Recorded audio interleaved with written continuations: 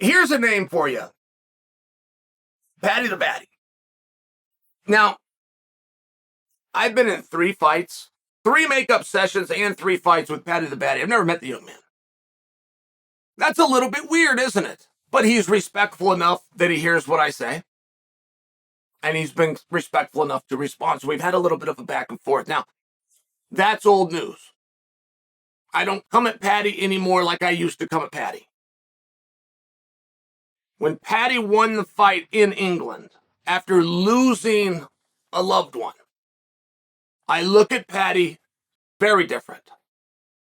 But Paddy, nonetheless, is an excellent example of what you need to be real careful of. Now, the media darlings post Ronda Rousey, of course, number 1 was Chimaev. Number 2, for a very short period, he lost it. He let it go out, but it was Bo Nickel. The media that Bo Nickel was able to bring in prior to pulling off of the December card, the media that he was able to bring in really was something special. And the third of the mix in the post-Ronda era would be Paddy the Baddy.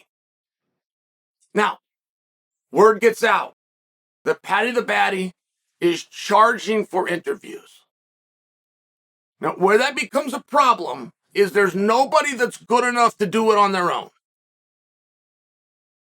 When I talked about Ronda herself, that brought a seat next to Ellen DeGeneres with it. That brought an automatic bid into the Jim Rome show with it. That bought a car wash out in Bristol on ESPN with it. It brought it with it, not the other way around. And I only point this out because when the word got out that Paddy did it, now people just quit asking. If that girl is not going to the dance at all, she's already told these 3 guys, no, why am I even going to walk up and ask her just so she can tell me no? I haven't heard Paddy's name like I used to. I just haven't. And it's been a big miss. And Paddy should have corrected that.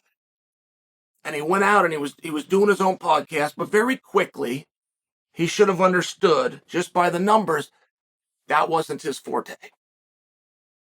That podcast that he does, no one's listened to.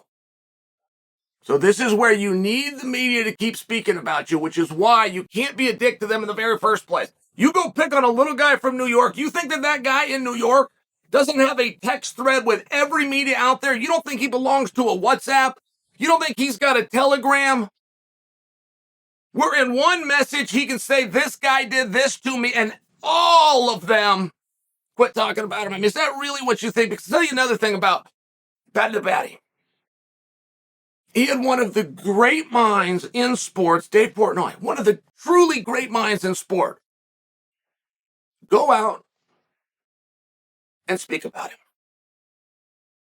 And Portnoy actually not only loved and supported Paddy, Portnoy personally had heat with Justin Gaethje. So you have one of the more powerful voices in sport going out to build a fight of Gaethje versus Paddy the Baddy.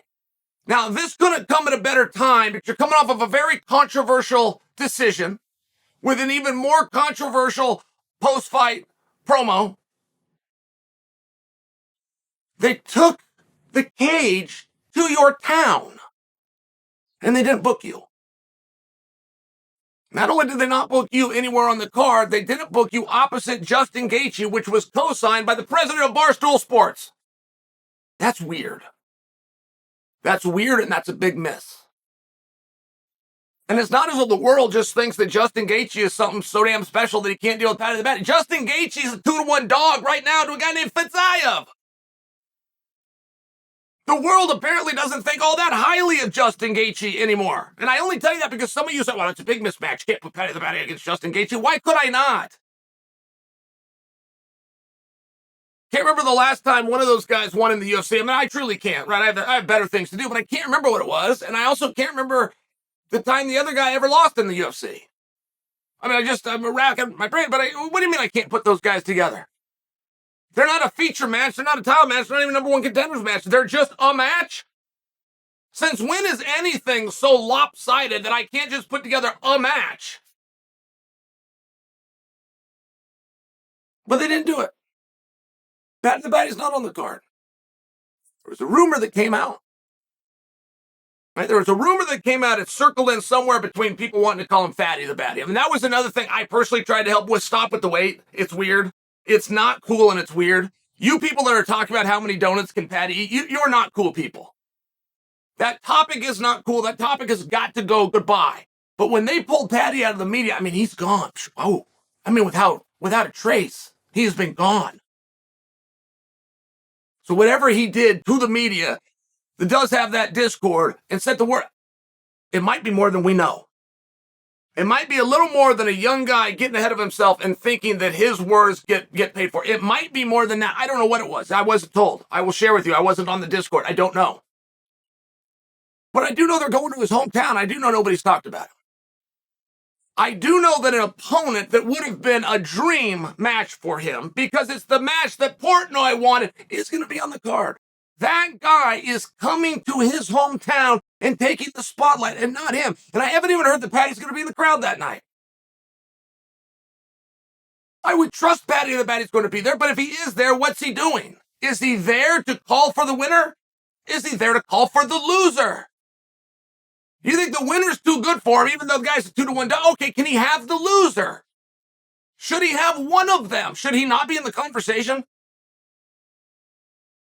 I mean, in all fairness, when I do talk to you about phenomenons that have happened within the sport recently, that's a big one. It's a big one you hadn't considered. And now that I bring it to your attention, why don't you tell me,